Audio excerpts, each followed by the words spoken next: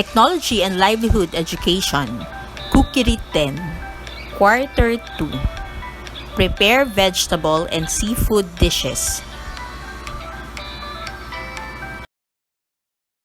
Cookery Grade 10, Quarter 2, Module 4, Storing Vegetables.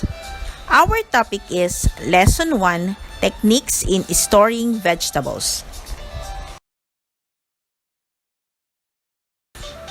Food storage is the process in which both cooked and raw materials are stored in appropriate conditions for future use without any entry or multiplication of microorganisms.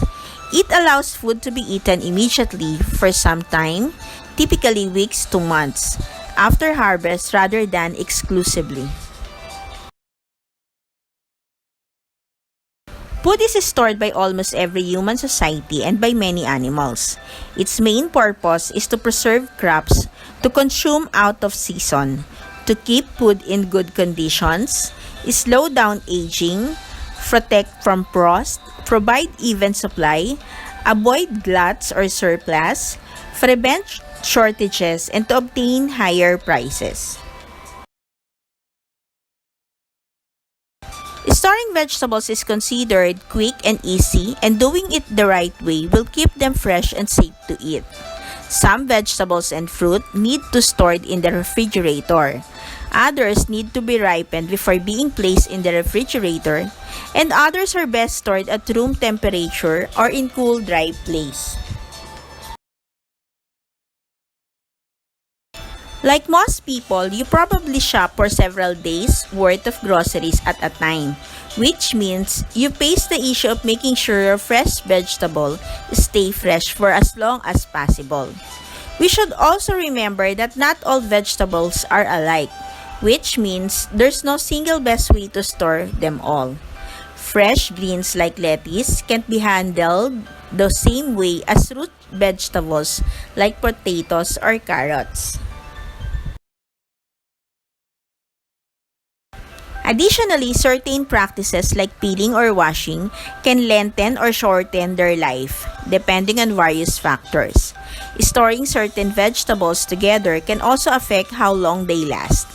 The basic aim of storage is to slow down the aging process caused due to respiration, moisture loss, and disease decay. Proper storing of fruits and vegetables is very important since safe storage can keep you from getting sick from a foodborne illness. However, fruits and vegetables that are very dirty after harvest can be rinsed and dried well before storing. Wash them well with cool, running water before eating. There are 5 methods of storing vegetables and fruit, namely drying, canning, curing and salting, freezing, and common storage.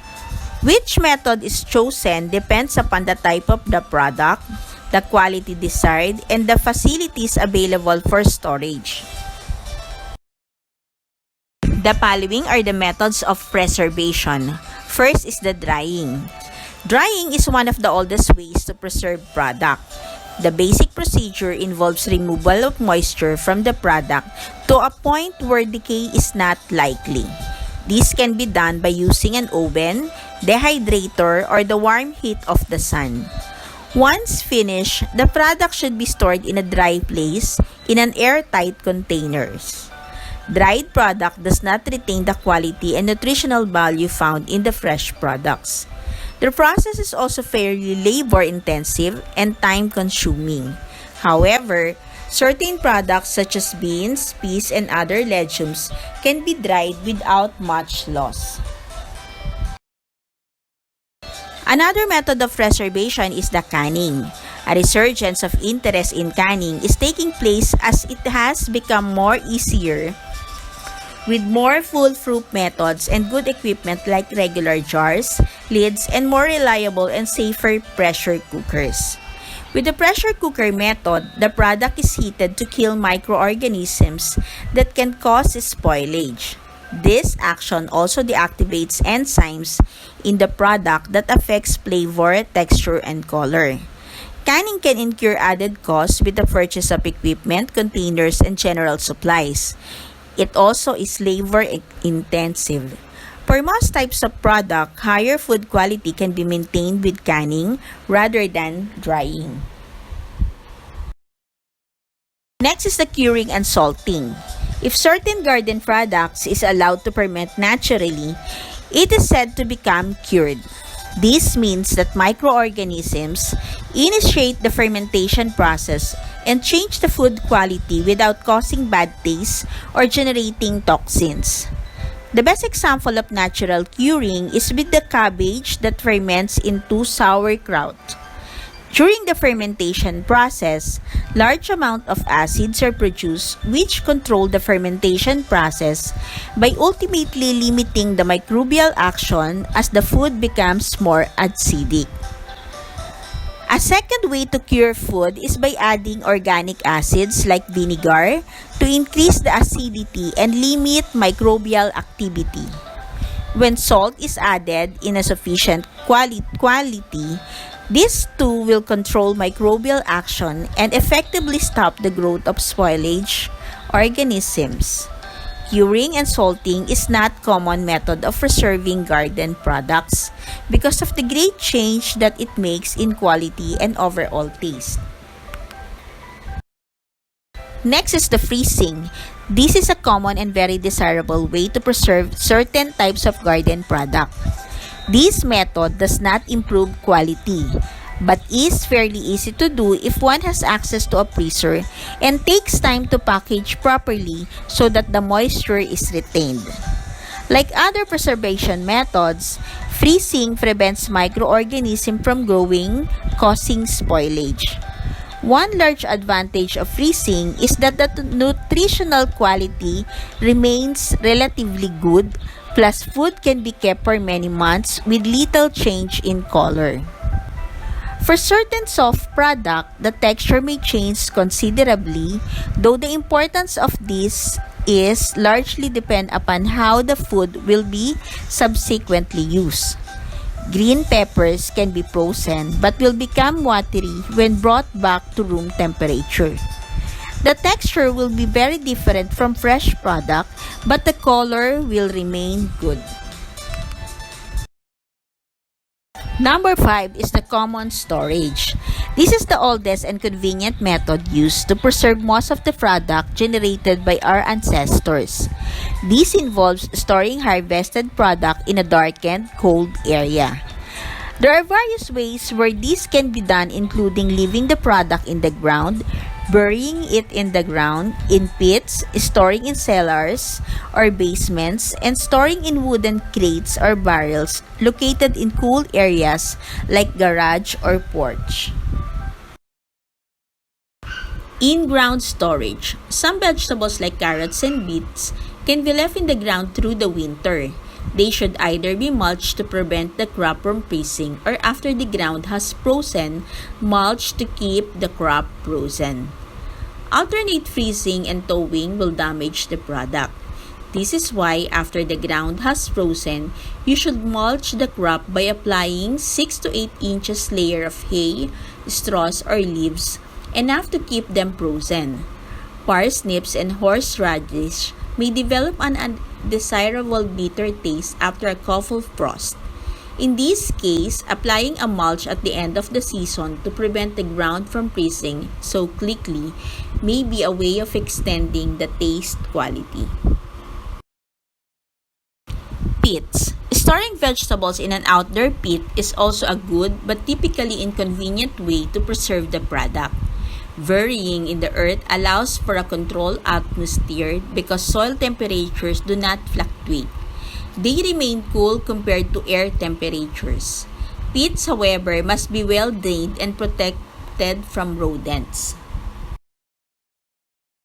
Indoor storage. The most convenient place to store fruits and vegetables is inside the home. Typically, a second refrigerator is ideal for many types of product if it is kept between 32 and 40 degrees.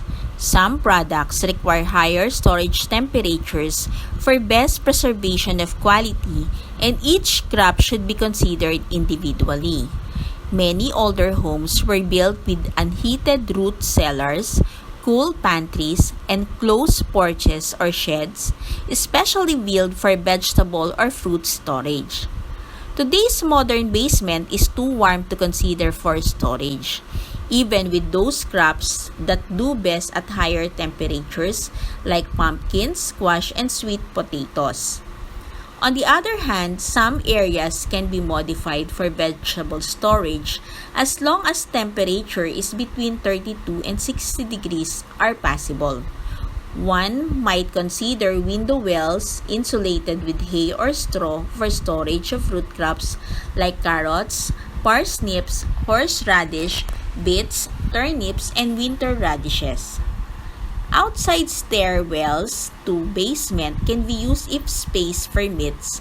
Some insulation materials like bales of hay to line the space.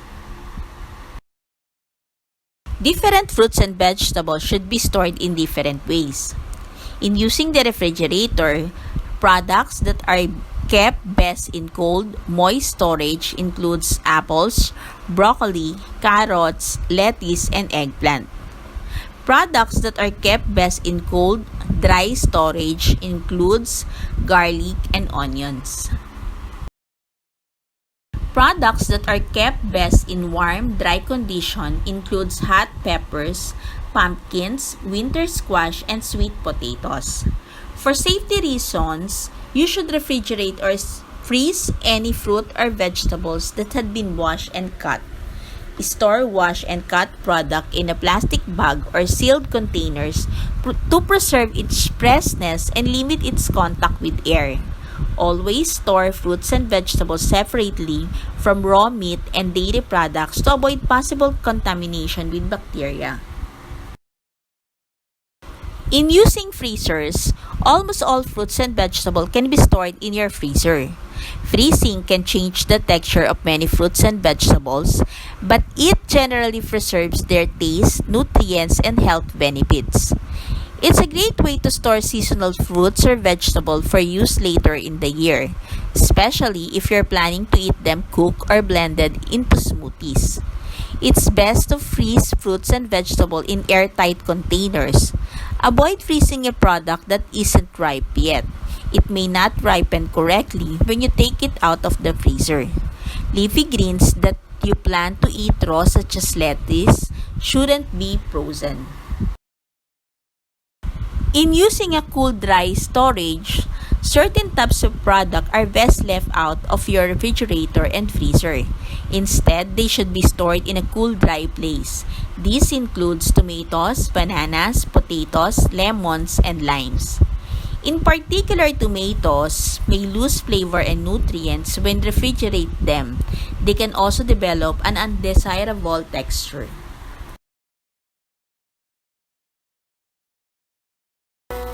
A time to remember.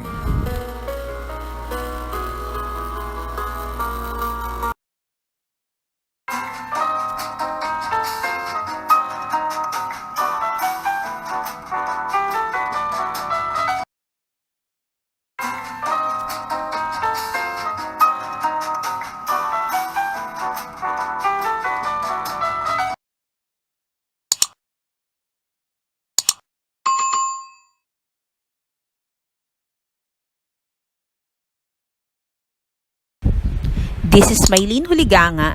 Thank you for watching.